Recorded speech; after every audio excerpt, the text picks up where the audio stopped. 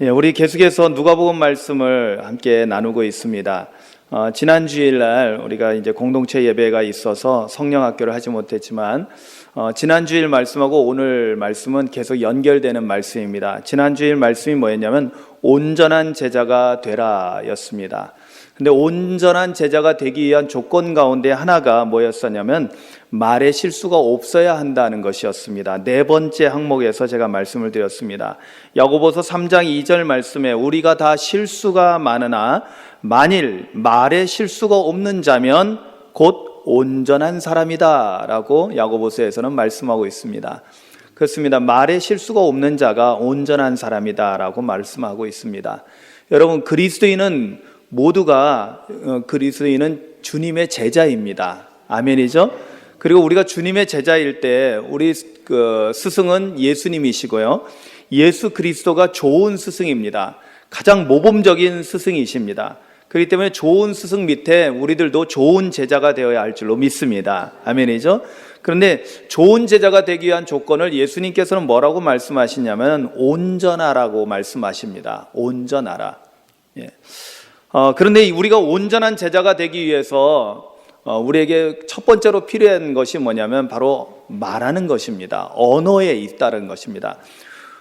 사람은 그 사람이 어떤 언어를 사용하느냐에 따라서 그 사람의 인격을 알 수 있다라고 말합니다. 그 사람의 말하는 것, 그 사람의 언어 구사하는 것을 통해서 그 사람의 내면이 드러나 보이기 때문에 그렇습니다. 여러분, 오늘 예수님께서도 우리에게 말씀합니다. 못된 열매 맺는 좋은 나무 없고 좋은 열매 맺는 못된 나무가 없다. 이때 이 열매는 뭐냐면 입술의 열매를 말하는 것입니다. 그래서 그 다음에 나무는 각각 그 열매로 아나니 가시나무에서 무화과를 또는 찔레에서 포도를 따지 못하느니라 그랬습니다. 즉 뭐냐면 우리가 입에서 나쁜 열매가 나오면은, 입술의 열매가 나쁘면은 그 사람은 나쁜 사람으로 판단이 된다라는 것입니다. 예. 그리고 좋은 열매가 맺혀지는 사람은, 좋은 입술의 열매가 나오는 사람은 좋은 사람으로 우리가 알 수 있다는 것입니다. 더 적극적으로 예수님은 이렇게 45절에 이렇게 말씀합니다. 선한 사람은 마음에 쌓은 선에서 선을 내고 악한 자는 그 마음에 쌓은 악에서 악을 내나니 이는 마음에 가득한 것을 입으로 말함이니라. 아멘. 여러분, 이 말씀에서 우리가 정확히 알 수 있게 되죠? 우리가 말하는 것이 어디로부터 나온다는 거예요? 우리 마음에 가득한 것이 우리 입술을 통해서 나온다는 것입니다. 그러니까 우리 마음속에 지금 뭐가 가득한지는 우리가 말하는 것을 잘 돌아보고 살펴보면은 알 수 있다라는 것입니다. 예전에 어떤 사람을 만났을 때 그 사람은 계속해서 주식 이야기를 하는 것을 들은 적이 있습니다. 저는 전혀 상관없는 세상이죠. 그런데 목사님 앞에서 계속 주식 이야기를 합니다. 참 안타까운 이야기죠. 우리가 알다시피 주식은요 좀 조심스럽지만은 물론 자본주의 체제에서 이 경제에 중요한 역할을 하기도 하지만 자칫 잘못하면 그 주식도 일종의 도박처럼 하는 경우가 있습니다. 그리고 사실 우리나라에 상당히 한탕주의와 같이 얽혀져 있어서 사실 그것을 바라고 하다가 오히려 많은 빚을 잃은, 많은 재산을 탕진하고 많은 빚을 지은 사람을 보게 됩니다. 제가 예전에도 한번 말씀드렸듯이 김포지방에 있을 때 같은 그 목사님 가운데 연세 많으신 목사님이 있어요. 굉장히 늦게 목회를 하셨어요. 저도 늦게 했는데 그분은 저보다 훨씬 늦게 하셨는데 저 하송 저 위쪽에 가장 북쪽에 있는 그 마을에 비닐하우스를 치고 교회를 하고 계십니다. 교회를 섬기고 계시는데 그래도 지금 무척 행복해 하십니다. 근데 그분이 말씀하시기를 당신이 주식으로, 옛날에는요 그분이 100억대 이상의 부자였었다는 거예요. 그런데 주식으로 100억이 아니라 한 200억 정도는 자기가 까먹은 것 같다고 그렇게 말씀을 하시더라고요. 예전에 교육자회 회의를 하고 식사로 이동하는 가운데 제 차에 이제 모시고 같이 간 적이 있었는데 그분이 직접 앉으셔서 말씀하셨어요. 그래서 주식에 대해서 이야기하면서 주식은 절대로 해서는 안 될 거라고. 예. 물론 목회자는 당연히 주식은 해서는 안 되겠죠. 그거는 이제 경제인들이 해야 되겠죠. 그런데 이렇게 주식에 가득 관심을 가지고 있는 사람은 늘 거기에 몰두하고 있으니까 그 마음속에 늘 주식이 가득하니까 늘 입에서 말하는 것이 그러한 이야기를 한다는 거예요. 제가 섬에서 목회했었다고 그랬잖아요. 아차도에서. 뱃사람들을 만나게 되면은 참 재미있는 현상이 있습니다. 뭐냐면 뱃사람들이 만나면은 이야기가 끊어지지 않습니다. 왜냐면 이 바다에서의 생활이 굉장히 다이나믹하거든요. 아주 다양합니다. 어떤 일이 일어날지 모르는 거예요. 그러니까 이 바다 이야기를 또 고기 잡는 이야기를 끊임없이 합니다. 교회 안 다니신 분들이 그런 이야기 할 때는 당연히 그럴 수 있겠다라고 이해하면서 들을 수 있지만 문제는 뭐냐면 우리 교인들끼리 만났을 때도 여전히 그 이야기가 계속되고 있다는 것입니다. 심지어는 목사님이 가운데 있는데도 불구하고 목사님을 가운데 놓고 이야기하는데 계속해서 벤 이야기를 합니다. 참으로 마음이 안타깝고, 그래서 제가 이 말씀을 가지고 한번 설교를 한 적이 있습니다. 사람은 마음에 가득한 것이 입술을 통해서 나온다. 우리가 돈 버는 일이 가득, 그 마음속에 돈이 가득하고 그러면은 맨날 돈 버는 이야기만 하고 있고 뱃일만 이야기하고 있고 그렇다는 거죠. 사랑하는 성도 여러분, 우리 그리스도인들은 예수님의 제자라고 말씀드렸고, 예수님의 제자라면은 우리 말하는 것부터 달라야 된다는 겁니다. 언어 사용이 달라야 된다는 거예요. 우리가 사용하는 언어 자체가 달라야 된다는 것을 여러분 깨닫기를 주님의 이름으로 축원합니다. 그렇다면은 여러분, 마음에 가득한 것이 입으로 나온다는 것은 결국에는 이것이 서로 상호간에 관련이 있다라는 거죠. 우리가 말로 하는 것 그리고 내 마음에 충만한 것이 연결되고 있어요. 다시 말해서 우리 마음속에 무엇으로 가득, 무엇으로 충만한가에 따라서 우리의 입술에서 나오는 말이 다르다라는 것입니다. 그렇다면 우리 그리스도인의 언어, 온전한 제자가 되기 위해서 온전한 제자들이 사용해야 될 언어는 어떤 언어여야 될까요? 여러분, 오늘 사실 말씀의 핵심은 바로 거기에 있습니다. 제가 오늘 사실은 여러 가지로 말할 수 있지만 가장 그 가운데 대표적으로 4가지를 함께 말씀을 나누려고 합니다. 여러분, 마음에 충만한 것이, 가득하다는 것은 충만함을 말하잖아요. 충만하다는 것은 툭 건들기만 하면 터져 나오는 거예요. 그죠? 여러분, 충만하다는 것을 예전에 어떤 목사님이 이렇게 설명하셨는데 참 그게 맞는 것 같아요. 뭐냐면 물을 잔뜩 머금은 스폰지 같다라는 거예요. 예. 그래서 툭 대기만 하면 물이 쭉 나오는, 그러니까 건들기만 하면 넘쳐 나오는 그런 상태라는 거예요. 여러분, 우리가 충만하면은 툭 건들기만 하면 우리 입에서 제일 먼저 그 충만한 것이 우리의 입술을 통해서 나온다는 거죠. 그래서 충만이라는 표현이 그렇다는 거예요. 자, 그렇다면 제일 먼저 우리가 생각할 때, 여러분, 우리가 충만할 때 무엇 충만을 제일 많이 얘기합니까? 제가 제일 많이 사용하는 건데요.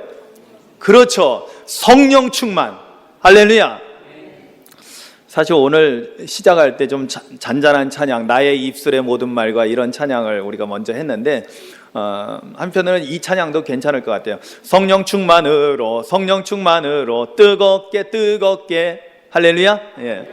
그렇습니다. 제일 우리가 많이 익숙한 것이 충만하면은 우리가 교회에서 많이 듣는 것이, 저도 많이 사용하고 있는 것이 뭐냐면 바로 성령 충만입니다.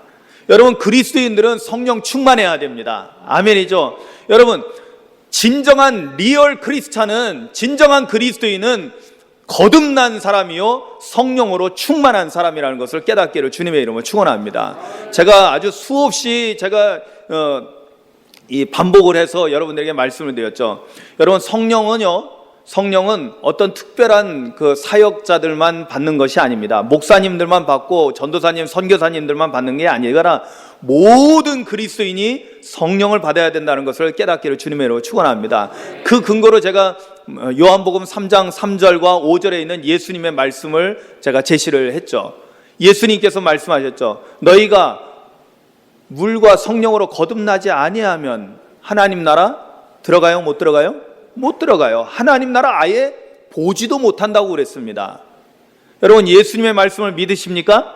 네. 아멘. 예수님의 말씀을 믿는다면은, 그렇다면 우리는 하나님 나라에 들어가야 될 사람들이고 하나님 나라를 바라보면서 사는 사람이어야 하는데, 성령으로 거듭나지 못하면은, 성령 충만하지 못하면은요, 우리 눈에는 세상만 보이고요, 세상 것만 바라보고 세상의 정욕을 따라가고 육신의 정욕을 따라 살다가 멸망하는 삶을 산다는 것입니다. 말로는 교회를 다니지만은 형식적인 교인에 남아있고 진정한 그리스도인이 될 수 없다는 것입니다. 그렇기 때문에 반드시, 이거는 반드시입니다. 반드시 모든 그리스도인은, 참된 주님의 제자는 성령 충만해야 된다는 것입니다. 할렐루야. 그러면 성령 충만하면, 그렇다면 그 사람에게서 나오는 이 말은, 그 언어는 어떤 언어겠습니까? 성령의 언어가 나와야 한다는 것입니다. 여러분, 그래서 온전한 제자가 되기 위해서 우리가 온전한 제자들이 사용하는 언어는 첫 번째가 뭐냐면 성령의 언어입니다. 성령의 언어로 말하는 것입니다. 한번 따라 하시겠습니다. 성령 충만하여 성령의 언어로 말하자. 아멘. 무엇으로 말해요? 성령의 언어로서 말하자는 것입니다. 성령 충만하면은 성령의 언어로 말하게 되는 것입니다. 할렐루야. 그 성령의 언어로 말한다는 것은 무엇일까요? 여러분, 사도행전에 보면은 2장 4절에 오순절 성령 강림 사건이 임하는 것을, 나타나는 것을 보게 됩니다. 예수님께서요, 부활하시고 제자들에게 오셔서 숨을 내쉬면서 제자들에게 성령을 받으라고 말씀하셨어요. 또 제자들이 이제 승천하시기 직전에 제자들에게 나타나셔서 아버지께서 약속하신 것을 기다려라, 예루살렘을 떠나지 말고 기다려라. 그리고 사도행전 1장 8절에 오직 성령이 너에게 임하시면 너희가 권능을 받고 예루살렘과 온 유대와 사마리아와 땅끝까지 이르러 내 증인이 될 것이다 라고 주님 말씀하십니다. 그리고 약속하신 성령이 드디어 오순절 날에 이르러서 임했습니다. 그 기록이 사도행전 2장 4절에 되어 있습니다. 거기 말씀에 보면 이렇습니다. 그들이 다 성령의 충만함을 받고, 그 다음이 중요해요. 성령의 충만함을 받고 성령이 말하게 하심을 따라 다른 언어들로 말하기 시작하니라. 할렐루야. 즉 성령이 말하게 하심을 따라 그들은 방언을 이렇게 터졌다는 거죠. 방언이 터졌다는 거예요. 근데 여러분, 꼭 방언만을 말하는 것이 아닙니다. 성령 충만한 사람은 일상의 삶 속에서, 여러분 보세요. 나중에 사도 바울이 우리가 교회 안에서 다른 사람들이 못 알아듣는, 만약에 우리 장로님께서 대표기도를 은혜롭게 정말 여러분 90 중순이 되시는 지금 우리 장로님이 이렇게 똑똑하게 그리고 아주 은혜롭게 이 기도해 줄 수 있다는 게 얼마나 대단한 일입니까? 저는 그래서 너무나 감사한 거예요. 할렐루야. 근데 우리 장로님이 만약에 내가 성령 충만해서 막 방언으로 막 기도를 하신다, 그러면 우리 알아들을 사람이 누가 있어요? 저도 못 알아들어요. 그죠? 하나님만 알아들으시겠죠? 그러면 우리가, 이게 기도가 함께 기도하는 거거든요. 여러분, 주일날 대표 기도는 말 그대로 우리를 대표해서, 우리를 대신해서 기도하는 거기 때문에 우리 마음을 함께 모아가지고 기도해야 되는데, 혼자서만 아는 말로 하면은 그거는 교회 안에서 아무런 덕이 되지 않는다는 것입니다. 그러니까 우리가 일상에서는 성령 충만한 사람은 방언을 말하는 것이 아니라 성령 충만한 가운데 성령의 언어를 사용하는데요, 성령의 말하게 하심을 따라서 사용하는데요, 이때는요 완전히 말이 달라지게 됩니다. 어떻게 달라지느냐? 여러분, 성령 충만하기 전에는요 무엇으로 충만하면은 자기 충만입니다. 여러분, 성령 충만의 반대가 뭐라고요? 자기 충만. 그러니까 내가 가득해, 내 안에. 그래서요, 내가 뭐 했다, 내 얘기를 합니다. 내 생각은 이렇다, 내 주장은 이거다 라고 자기 것을 말합니다. 그런데 성령 충만하면 누구를 이야기할까요? 그렇죠. 영이신 하나님 아버지를 말합니다. 하나님에 대해서, 하나님을 말하는 거예요.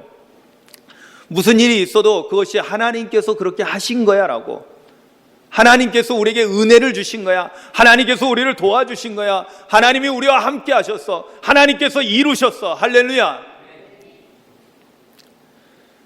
제가 이번 목회계획 세미나에 갔을 때 사실은 오늘 우리 본문하고는 다른 본문이었지만은 내용은 거의 비슷한 그리스도인의 언어라는 제목으로 이 새벽 아침 예배 말씀을 이렇게 제가 들었습니다.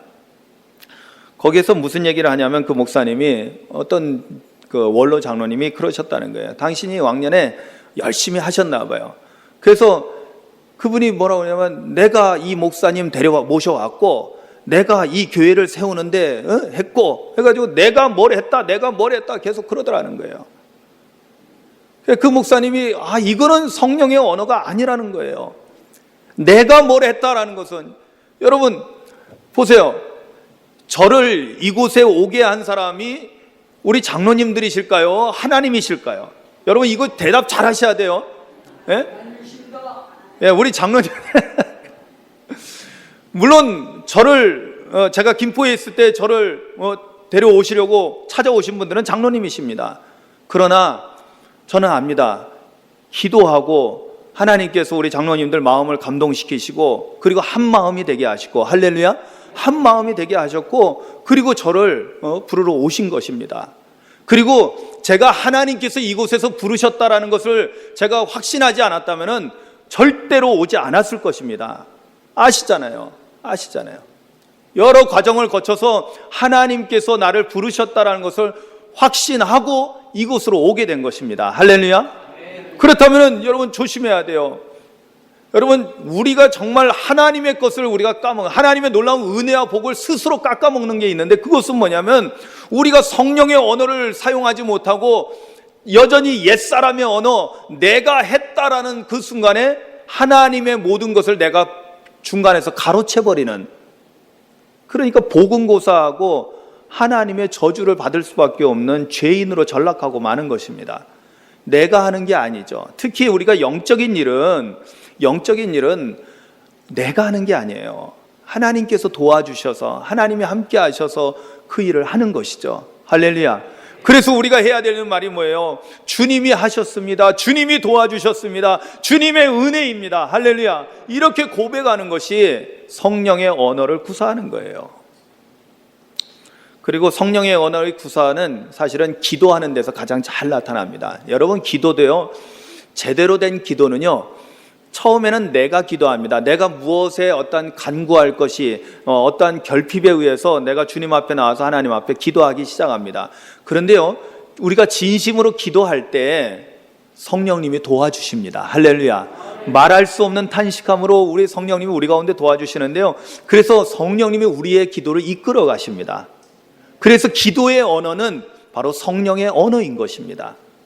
진정한 기도는 성령의 언어로서 할 때 진정한 기도가 이루어지고, 그래야만이 영이신 하나님과 교통이 되는 거예요.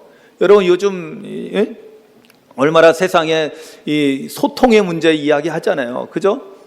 대통령하고 백성하고 국민들하고 소통이 돼야 되는데, 여당하고 야당하고 소통이 돼야 되는데, 세대 간에 좀 소통이 돼야 되는데, 이 소통이 되지 않으면은 사실은 아무것도 아닌 일 가지고 서로 다투고 서로 반목하게 되고 갈등할 수밖에 없게 됩니다. 문제가 생긴다는 거죠. 여러분, 하나님을 믿는 우리들이 하나님과 소통이 안 된다면 그건 말이 안 되는 거죠. 그런데 무엇으로 우리가 하나님과 소통할 수 있느냐? 성령의 언어를 우리가 사용할 때 하나님과 소통도 가능해진다는 것입니다. 그렇기 때문에 첫 번째, 우리 온전한 제자가 되기 위해서는 온전한 제자의 언어를 구사해야 되는데, 온전한 제자의 언어 첫 번째가 뭐냐? 성령의 언어입니다. 아멘. 여러분, 성령의 언어를 사용하는 우리 모두가 되시기를 주님의 이름으로 축원합니다. 아멘. 자, 그러면 두 번째로 성령 충만하면 그 다음에 또 우리가 많이 사용하는 것이 있는데, 그것은 뭐냐면 은혜 충만이죠. 아멘. 그죠? 은혜 충만. 예, 여러분, 은혜 충만해야죠. 여러분, 우리 그리스도인들은 은혜로 충만하는 삶을 살아야 될 줄로 믿습니다. 은혜라는 것은 결국에는 뭐냐면 하나님께서 우리에게 부어주신 것을 말해요. 하나님께서 우리에게 주신 선물을 말합니다. 고린도후서 9장 8절에 보면 이렇게 말씀합니다. 하나님이 능히 모든 은혜를 너희에게 넘치게 하시나니. 할렐루야. 하나님이 모든 은혜를 너희에게 넘치게 하신다고 했는데, 너희는 바로 오늘날 모든 성도들, 그리스도인 주님의 제자들을 말하는 것입니다. 그래서 이는 너희로 모든 일에 항상 모든 것이 넉넉하여 모든 착한 일을 넘치게 하려 하심이라. 아멘. 그래서 두 번째로는요, 우리가 온전한 제자는 은혜 충만해서 은혜의 언어를 사용할 수 있어야 된다는 것입니다. 은혜의 언어로 말할 수 있어야 된다는 거예요. 성령 충만함과 거의 비슷하기도 한데요, 약간의 차이점은 뭐냐면, 아까도 제가 말씀드렸듯이 이제 성령 충만하지 않은 사람들과 성령 충만한 사람의 차이점은 내가 했다라는 주어가 거의 내가 되는, 그런데 이제 성령 충만하게 되면 이제 주어가 하나님이 되고 주님이 됩니다. 주님이 하셨습니다라고 이렇게 고백하게 되죠. 이제 은혜 충만한 사람은요, 무슨 이야기를 하냐면은 사람을 만나면 내가 은혜 받은 이야기를 해요. 무슨 이야기요? 내가 은혜 받은 이야기를 하는 거예요. 은혜 받은 이야기. 여러분, 여러 가지 우리가 다양한 세상의 주제들이 있어요.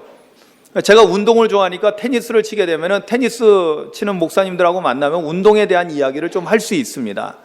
그러나 운동에 대한 이야기가 처음부터 끝까지 계속 되어져서는 안 돼요. 우리 믿는 사람들은, 은혜 가운데 사는 사람들은요, 이야기를 하다 보면은 무슨 이야기로 돌아가야 되냐면 하나님께서 우리에게 베풀어 주신 은혜에 대한 고백이 들어가야 되는 거죠.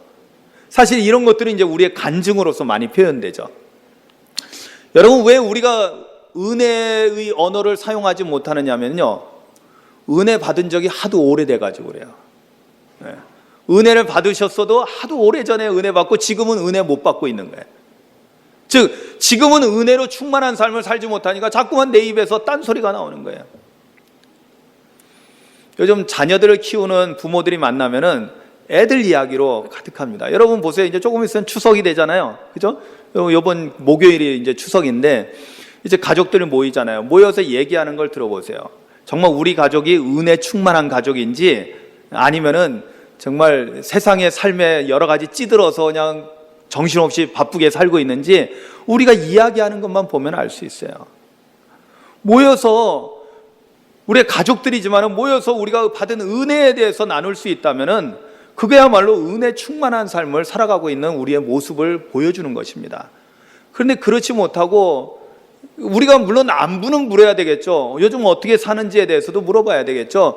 그런데 요즘 어떻게 사느냐 그럴 때 요즘 할렐루야 은혜가 충만해. 네? 여러분 보세요. 은혜가 충만한 사람에게는요, 나타나는 현상이 있어요. 특히 입으로 나타나, 입술로 나타나는 그 언어적인 현상이 있거든요.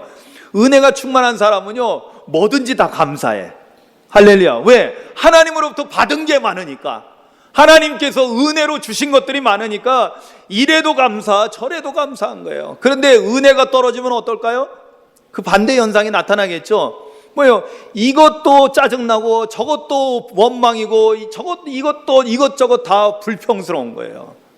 그러니까 원망 불평이 나오는 거예요. 감사 대신에. 예?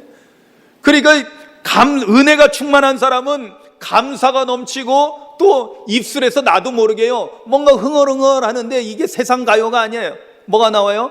찬양이 흘러나오는 거예요. 왜? 감사가 넘치니까 나도 모르게 무의식 중에 나오는 것이 저 푸른 초원이가 아니라 감사의 찬양이 나오는 거예요. 아멘이죠? 그러니까 여러분 보세요. 이거는 한번 여러분들이 점검해 볼 필요가 있어요. 이 언어에 대해서는 옆에서 누가 해주는 것보다 사실은 자기가 점검하는 게 제일 좋고요. 그 다음에는 옆에서 가장 가까이서 사는 사람, 부부 간에, 그죠? 남편의 언어는 아내가, 아내의 언어는 남편이, 또 자녀들의 언어는 부모가, 부모의 언어는 오히려 자녀들이 보면서 어떤 언어를 사용하고 있는가를 살펴볼 필요가 있어요. 왜냐하면 점검하셔야 된다니까요. 이것이 너무나 중요한 것이기 때문에. 왜냐하면 여러분, 우리 말하는 것이 얼마나 중요한지 아시죠? 우리가 그런 얘기 하잖아요. 우리말에도 말 한마디로 천냥빚을 갚는다고 그래요. 새치혀로 사람을 살렸다 죽였다 합니다. 새치혀로 전쟁을 일으키기도 하고요, 평화를 이루기도 합니다. 이거 엄청난 거거든요. 그러니까 이 말하는 것을 점검해 볼 필요가 있는 거예요. 그런데 여러분 보세요. 어느 순간에서부터인가 자꾸 내 입에서 불평이 좀 나오고 다른 사람들에 대해서 원망하는 것이 나오고 짜증 섞인 말이 자꾸만 나오게 된다면 그거는 그 사람에게 문제가 있는 것이 아니라 나에게 문제가 있다는 것을 먼저 우리가 좀 성찰할 수 있어야 됩니다. 왜냐하면 우리가 은혜 충만하지 지금 못한 상태에 있다는 것이에요. 지금 은혜가 고갈된 거예요. 하나님의 은혜로 채워져야 되는데 채워지지 못하고 옛날에 받았던 은혜 다 이제 쏟아버리고 지금 마음이 곤고한 거예요. 그러다 보니까 자꾸만 긁는 소리가 나오는 거예요. 찬양 대신에 원망이 나오는 거예요. 여러분, 온전한 제자는 은혜의 언어, 항상 은혜가 넘쳐서 감사와 찬송이 흘러넘치는 입술이 된다는 것을 깨닫기를 주님의 이름으로 축원합니다. 아멘. 여러분, 혹시 지난 한 주간 동안 여러분 입술에서 흘러나오는 찬양이 있었습니까? 오늘 주님이 필요합니다. 이 찬양을 좀 이렇게 좀 보급을 해주면 좋겠네요. 너무나 좋은 찬양입니다. 정말 주님이 필요합니다. 주님의 은혜 가운데 사시기를 주님의 이름으로 축원합니다. 아멘. 찬양하면서요, 한번 생각해 보셔야 돼요. 찬양하면서 정말 눈물이 흘러나오는 그런 경험을 해본 적이 언제죠? 저는 감사하게도 이번 집회 때 사실은 제가 몸이 컨디션이 굉장히 안 좋고 요즘 약간 좀 계속해서 몸이 안 좋은 상태여서 가서 또 이제 제가 책임을 맡았기 때문에 이것저것 신경 쓸 일도 많고 그래서 좀 힘든 부분도 있었어요. 그런데 제가 찬양하는 가운데 중간중간에 이제 쉬었다가 이제 할 때 시작할 때 이제 목사님 찬양 인도하시는 분이 나와서 찬양하는데 찬양하는데 눈물이 흘러나오는 거예요. 이게 은혜죠. 할렐루야. 예? 여러분 찬양하면서 눈물을 흘려본 적이 좀 얼마나 되셨나요? 하면 이것 좀 한번 생각해 보시기 바랍니다. 찬양할 때 정말 마음이 감동되고 은혜가 넘쳐서 눈물이 흘러나온다는 거, 이거는 우리가 흔히 말하는 카타르시스 정도로도 말하기가 훨씬 뛰어넘는 놀라운 하나님의 은혜입니다. 여러분 은혜의 언어로 말할 수 있기를 주님의 이름으로 축원합니다. 그리고 세 번째는 제가 제일 많이 사용하는 것 중에 하나인데 뭐냐면 예수 충만이에요. 예수 충만. 근데 이 예수 충만함은 우리가 예수를 말한다는 것이 아니라 예수 충만하면 우리가 예수를 말한다는 것은 결국은 뭐냐면 예수는 바로 복음이시거든요. 할렐루야. 복음의 핵심이 무엇입니까? 바로 예수 그리스도입니다. 하나님의 아들 예수 그리스도가 이 땅에 오셔서 나의 죄를 위하여 십자가에서 피 흘려 죽으셨습니다. 이것이 복음입니다. 할렐루야. 그러니까 예수 충만하면은 예수 그리스도의 복음이 항상 내 입술에서 나오게 돼 있다는 거예요. 이것이 바로 복음을 증거하는 삶을 살아가는 것입니다. 여러분 갈라디아서 2장 20절 말씀, 아주 제가 좋아하는, 오늘 제가 좋아하는 말씀을 많이 썼습니다. 여러분 갈라디아서 2장 20절 말씀 아시죠? 내가 그리스도와 함께 십자가에 못 박혔나니 그런즉 이제는 내가 사는 것이 아니요 오직 내 안에 그리스도께서 사신 것이라. 할렐루야. 오직 내 안에 누가 살아요? 그리스도께서. 나는 죽었어요. 나는 완전히 죽어서 나는 비워졌습니다. 그 안에 누가 충만하냐? 예수 그리스도가 내 안에 충만하게 살아계시다는 거예요. 할렐루야. 그러니까 예수 충만하니까 뭐가 나와요? 여러분 충만한 것이 나온다고 그랬죠. 입을 열면 예수님이 나오는 거예요. 그것이 뭐예요? 복음이에요. 복음을 전하게 된다는 거예요. 입을 열면은. 여러분 예수 충만은 복음 충만이라는 사실을 깨닫기를 주님의 이름으로 축원합니다. 그래서 그리스도로 충만한 사람은 복음의 언어를 사용할 수 있다라는 거예요. 여러분 이 복음의 언어를 사용하는 건 너무나 중요합니다. 왜냐하면 여러분 예수 생명, 여러분 예수님이야말로 참 생명이시잖아요. 복음을 말한다는 것은 예수님을 전해주는 거거든요. 그래서 예수님이 전해지게 됐을 때 그것은 뭐냐면 생명을 주는 거예요. 여러분 죽은 영혼 살린다는 것이 뭐냐면 내가 하는 게 아니라 내게 있는 예수님, 내 안에 예수님이 충만하여서 내 안에 계신 예수님을 복음으로 전해서 그 예수님이 상대방에게 전달되어졌을 때 예수님이 그분을 찾아가고 그 사람이 예수님을 만나고 예수님을 영접해 드렸을 때 그 사람에게도 예수 생명이 들어가서 생명이 사는 거예요. 할렐루야. 여러분 죽은 사람, 죽는 사람을 살리는 게 얼마나 대단한 일입니까? 저는 지금도 요즘 매일같이 계속해서 아주 짬짬이 계속해서 생각날 때마다 계속 기도하는 내용 하나가 있습니다.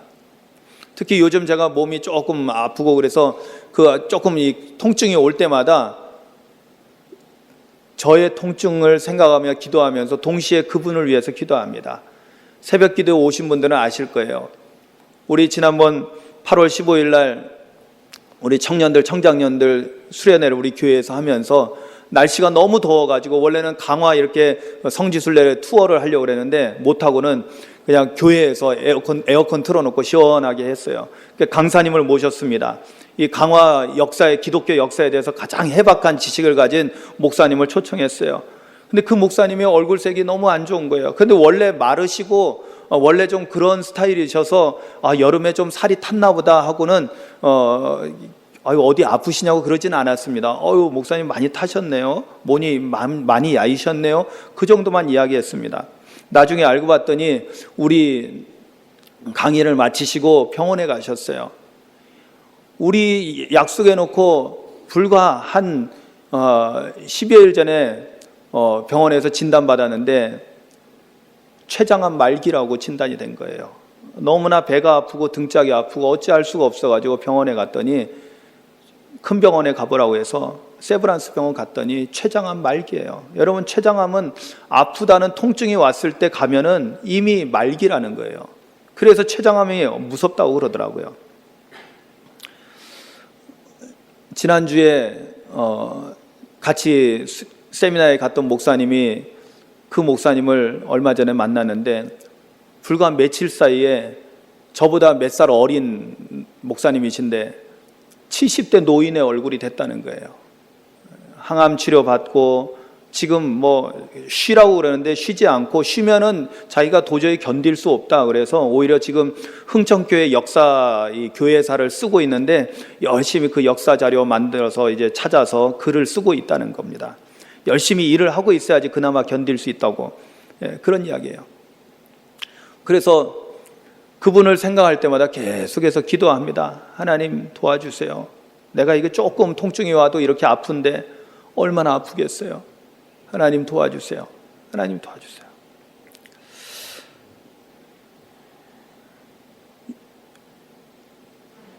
죽음을 눈앞에 보고 가고 있는 사람을 보고 있자니 참으로 뭐라고 말할 수가 없습니다. 참 한편으로는 이런 사람에게 생명을 준다면 얼마나 기쁠까? 얼마나 그분도 기뻐하고 얼마나 좋은 일이 될까? 여러분, 그러나 우리의 육신은 언젠가 우리가 죽는다는 건 다 알고 있습니다. 그죠? 시간의 차이가 있을 뿐이죠. 그런데 우리가 예수 생명을 전해주는 것은 뭐예요? 복음을 전하는 것은 영원한 생명을 우리가 전해주는 것입니다. 할렐루야! 이 얼마나 중요한 일입니까? 온전한 제자는 바로 예수 충만해서 복음의 언어를 말하고, 그래서 예수 생명을 전해주는 사람이 되어야 한다는 것을 깨닫기를 주님의 이름으로 축원합니다. 마지막으로 제가 이거 한 가지는 꼭 넣어야 되기 때문에 다른 건 많지만은 다 생략하고 이 네 번째를 넣습니다. 그것은 뭐냐면 로마서 5장 5절에 있는 말씀을 통해서 우리가 알 수 있는데요. 이런 말씀입니다. 소망이 우리를 부끄럽게 하지 아니함은 우리에게 주신 성령으로 말미암아 하나님의 사랑이 우리 마음에 부은 바 됨이니. 아멘. 하나님의 사랑이 우리 마음에 부은 바 되었다는 거예요. 할렐루야. 여러분, 성령의 가장 좋은 은사가 어떤 은사라고 그랬어요? 사랑의 은사라고 우리가 수시로 우리가 듣습니다. 사랑의 은사, 가장 좋은 은사, 가장 큰 은사, 사랑의 은사가 성령을 통해서 우리에게 주어지는데 그것이 무엇입니까? 바로 하나님의 사랑입니다. 아니, 하나님의 사랑은 하나님 그 자체입니다. 여러분, 제가 그래서 늘 말씀드렸잖아요. 우리가 사랑이 없다면, 만약에 교회가 사랑이 없는 교회라면 그곳에는 하나님이 안 계신 겁니다. 저는 확신을 가지고 말할 수 있습니다. 여러분, 목사가 사랑이 없으면 그 사람은 하나님이 안 계신 거예요. 여러분, 성도들이 사랑이 없으면 그 사람은 하나님이 안 계신 겁니다. 왜? 하나님은 사랑이시잖아요. 여러분, 우리가 은혜 받은 자들, 성령 충만한 사람은요, 하나님의 사랑이 부음받은 사람입니다. 하나님의 사랑이 부어졌을 때 여러분, 하나님은 얼마나 크십니까? 하나님의 사랑이 우리에게 부어지면 우리는 차고도 넘치는 거예요. 무엇으로? 하나님의 사랑으로. 할렐루야. 그러니까 사랑 충만해져서, 사랑 충만한 사람은 항상 그가 말할 때마다 사랑의 언어를 사용한다는 거예요. 무슨 언어요? 사랑의 언어. 여러분, 우리가 다 갖췄어도요, 이 사랑의 언어가 갖춰지지 않으면 우리는 다 헛겁니다. 성령의 언어, 은혜의 언어, 복음의 언어 좋습니다. 그러나 사랑의 언어가 빠져버리면 우리가 이것을 사랑으로 그것을 행해야 되지, 사랑의 언어가 빠지고 이 모든 것을 하면 다 헛된 것이 되고 그래요. 왜? 하나님 없는 것이 되거든요. 여러분, 온전한 제자는 사랑 충만해서 사랑의 언어로 말한다는 것을 깨닫기를 주님의 이름으로 축원합니다. 그렇다면 여러분, 우리가 사랑의 언어는 어떨까요? 여러분, 그래서 이제 고린도전서 13장 사랑장이 우리에게 도움이 되는 거예요. 그때 사랑을 뭐라고 말해요? 사랑은 언제나 오래 참고 온유하며 시기하지 않으며 자랑하지 않으며 교만하지 아니하며 무례히 행치 아니하며 자기의 유익을 구하지 아니하며 성내지 아니하며 악한 것을 생각하지 아니하며 불의를 기뻐하지 아니하며 진리와 함께 기뻐하고 모든 것을 참으며 모든 것을 믿으며 모든 것을 바라며 모든 것을 견디느니라. 아멘. 자, 제가 쭉 나열하니까 금방 잊어버릴 거예요. 그런데 생각해 보세요. 사랑의 언어를 말한다는 것은 뭐냐면요, 어떻게 해요? 교만한 말, 자랑하는 말, 그런 말 안 한다는 거예요. 그리고 온유하다라는 것은 뭐냐면 가장 쉽게 말하면 부드럽게 말하는 거예요. 날카롭게 말하지 않는다는 거예요. 여러분 보세요. 사랑하는 아이들에게, 우리 여기 교회 학교, 우리 정면에 우리 지안이 보이네요. 서진이 보이네요. 하진이, 하선이, 서윤이 보이네요. 우리 아이들한테 얘기할 때 어떻게 얘기해요? 가끔 우리 이철희 권사님이 최지환 그러지만, 그런데 그건 사랑이 담겨져 있는 최지환입니다. 박서진 그러지만, 근데 사랑으로 하는 걸 알아요. 아이들도 좀 지나면은요, 애들이 알아요, 눈치를. 여러분 아시죠? 갓난 애기들도 이렇게 우리가 이렇게 뭐 혼내듯이 말을 하면은 자기를 혼내는 줄 알고 울어버립니다. 그런데 아시잖아요. 우리가 사랑을 담고 말을 하면은 아이들이 자기들의 따뜻한 사랑을 느끼는 거예요. 우리 말 한마디에서부터 아이들은 사랑을 경험하거든요. 그죠? 그렇다면은 우리가 말할 때 어떻게 말해요? 부드럽게 말하잖아요. 사랑을 담고 말하면은 아이에게 상처 주지 않게 말합니다. 그죠? 따뜻하게 말하는 거예요. 아이들이 느낄 수 있어요. 여러분, 성내지 않는다고 그랬어요. 여러분 보면은 제가 이렇게 보면서 야, 참 우리 인간이 이래서 정말 부족하구나 생각되는 게, 우리가 제일 많이 성질내고 제일 많이 함부로 말하는 사람이 누구냐면 제일 사랑하는 사람이더라고요. 그렇지 않나요? 한번 생각해 보세요. 우리가 제일 성질내는 대상이 누구예요? 제일 함부로 말하는 대상이 누구예요? 바로 나랑 가장 가까이 있는, 나랑 가장 가까운, 내가 가장 사랑하는 그 사람인데, 내가 가장 사랑하니까 내가 어떤 말을 해도 다 받아줄 거라고 믿고 함부로 막 말하는 경우가 있는데요, 그거는 아니에요. 그거는 신뢰입니다. 그거는 우리가 정말로 부족하기 때문에 그런 거예요. 정말 우리가 사랑의 언어로 말한다면은, 우리 그리스도인들은 그러면 안 된다는 거예요. 우리가 사랑의 언어로 말한다면은 정말 사랑하는 사람에게 따뜻하고 부드럽게, 좀 화난 일이 있어도 성내지 않고 좀 참고 견디고 그러면서 인내하면서 말을 해야 된다는 거예요. 언성을 높일 일이 없어야 돼요. 저는 입버릇처럼 제가 말하는 게 있어요. 뭐냐면 우리가 사랑하면서 살기에도 우리 인생은 너무나 짧습니다. 그렇지 않나요? 여러분, 싸우고 난 다음에 그것을 다시 회복하고 그러나고 얼마나 많은 에너지와 시간이 필요한데요. 그걸 왜 낭비라고 생각 안 합니까? 돈 낭비만 낭비가 아니에요. 그건 엄청난 에너지와 시간 낭비인 거예요. 사랑하는 성도 여러분, 우리가 온전한 제자가 되기를 원한다면 온전한 언어들을 사용할 수 있어야 되는데, 오늘 말한 4가지를 여러분 꼭 기억하시기 바랍니다. 그리고 여러분들이 여기에 맞춰서 여러분들 스스로 여러분들의 사용하고 있는 언어들을 점검하시기 바랍니다. 아멘. 그래서 우리가 세상 가운데서도요, 보세요. 세상 가운데서도 다른 사람들이 이렇게 보면은 그냥 우리가 어느 음식점을 가든지 어디를 가든지요, 그 사람들이 딱 보면 목사님이신가 봐요, 이런 말을 들을 수 있어야 돼요. 교회 다니시나 보죠? 교회 다니시나 보죠? 권사님이세요? 장로님이세요? 이런 말을 들을 수 있기를 주님의 이름으로 축원합니다. 무엇으로써요? 우리 말하는 것 가지고.